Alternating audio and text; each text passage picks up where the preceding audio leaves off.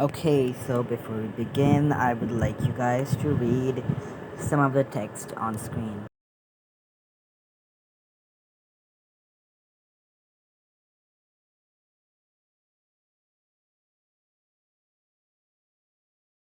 Before we begin, I would like to tell you guys that we're gonna begin the episode on Aster meeting Anne rather than the actual beginning because I don't have much footage for that.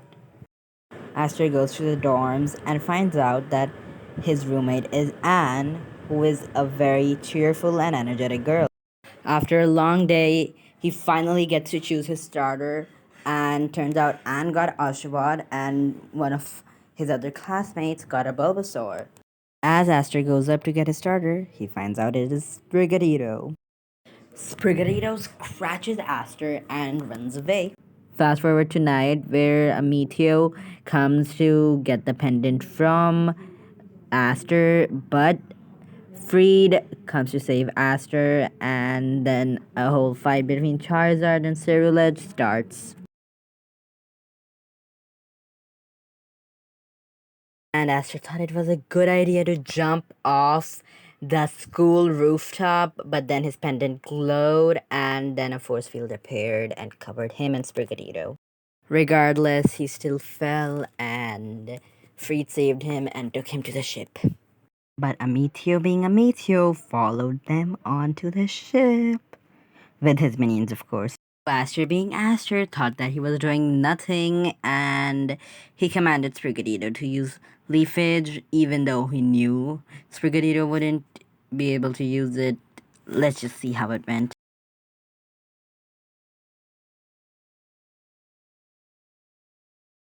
Anyways, continuing on to the next day, Aster thought that this is a good time to find out more about Sprigatito, as Sprigatito is napping.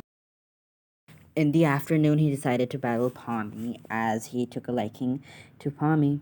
Battle started with Palmy using Quick Attack and Sprigatito trying to chase it because Palmy was apparently running away. Then suddenly a blue aura surrounded Sprigatito and it also used Quick Attack, matching the speeds of Palmy.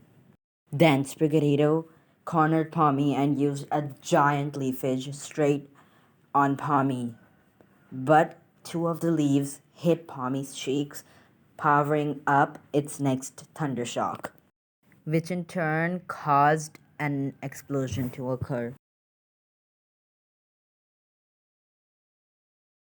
The next episode begins with us meeting Reina, who is a 10-year-old girl living on an island which is isolated from the rest of the world.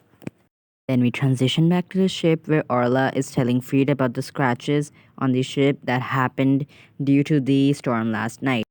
Then Freed leaves the ship as he knows the village elder on that island, so he goes to ask for help in repairing the ship.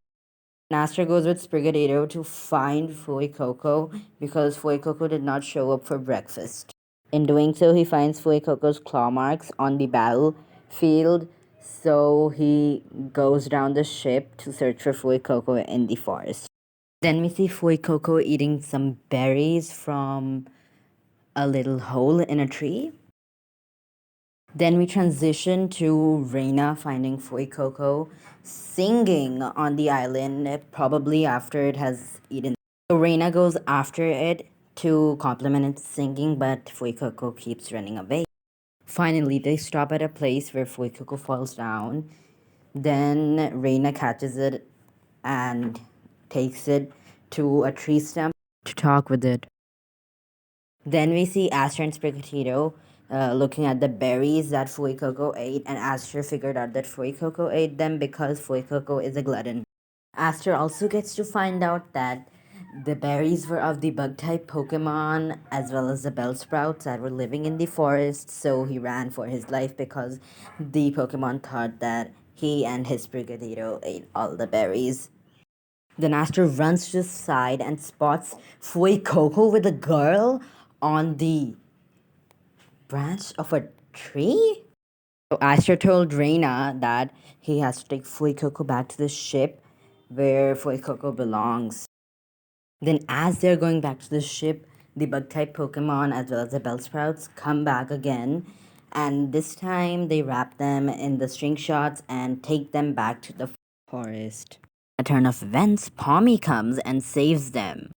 So Aster and Reina, knowing that the bugs won't forgive them until they get their berries back, gathered the berries for the bugs. Freed went to the village elder's house to tell him, as he was Reina's grandfather, that Reina slept with the rising wool tacklers the previous night. Here, Orla asks if there is any way to fix the scratches on the ship to Reina because she is a native of the island. Just then, Reina remembers about the bug type Pokemon that they helped in the forest, and she thought that maybe the string shots of the Caterpies and Weedles could help fix the ship's dents. They ask the bug type Pokemon for help, to which the bug type Pokemon say yes in union. Then we transition back to the ship where the bug type Pokemon have successfully fixed the dents in the ship. But just as Freed came, Amithi also came with his minions. But Astra and Reina came to save the day, and then a battle between them began. Off with Swampert using Surf, and Fuecoco ran for its life. Then Sprigatito used a leafage inside of the Surf, and it kind of knocked back Swampert and Jumpluff both, but then Swampert turned the tide by using a water type move to control the water. Then Fuecoco used a barrage of embers on the Jumpluff and Swampert. And Astra and Reina spotted an Alolan Vulpix in the distance. Also, side note, I won't be showing the Charizard and Silverlish battle, but in exchange for that, I have a deleted scene waiting at the end. Then, as Aster and Reina were about to ask each other if they were hallucinating, Reina's ancient Pokeball and Aster's pendant glowed. And suddenly, the Pokeball opened and a shiny Rayquaza came out of it. Then, just as everyone saw it, it flew away. After Amityville left to report this to his boss, Reina caught Coco and got permission from her grandfather to travel with the Rising World Tacklers. At the end of the episode, Reina said goodbye to the people of the island and set off with the Rising World Tacklers.